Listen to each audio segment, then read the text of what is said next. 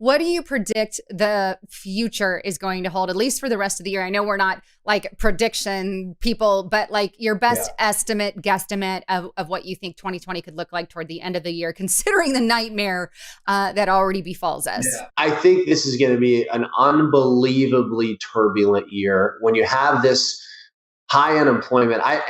We've talked about this a lot, and I think you and I have this same sentiment: is that low unemployment is really a key to a strong economy. And I think that's something that President Trump has always kind of focused on. And we had the lowest unemployment in history with him as president, and that's gone now. So when you have this unbelievable high unemployment, you have a lot of industries that are decimated. You know, the airline industry.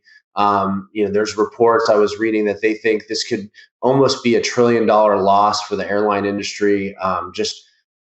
Predicting where it is now and then in the future for the rest of this year, because people obviously are afraid to travel and fly. So you have, and that's obviously not just money coming in, but also jobs. So, I think it's going to be a turbulent year. You have this election. Nobody knows what's going to happen. I think that you're going to see a lot of really highs and lows in the stock market. But I think ultimately, the stock market's still a little bit too high. I think we're going to see a dramatic pullback there.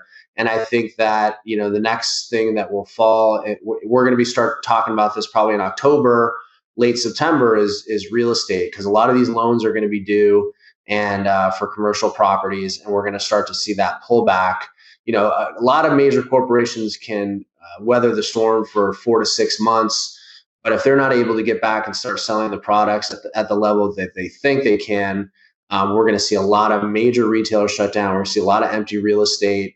And that's just going to segue right into Christmas, which is usually the time where people are spending money. And who knows if people are going to feel comfortable to open up their pocketbook. So I think it's going to be a very turbulent year this year.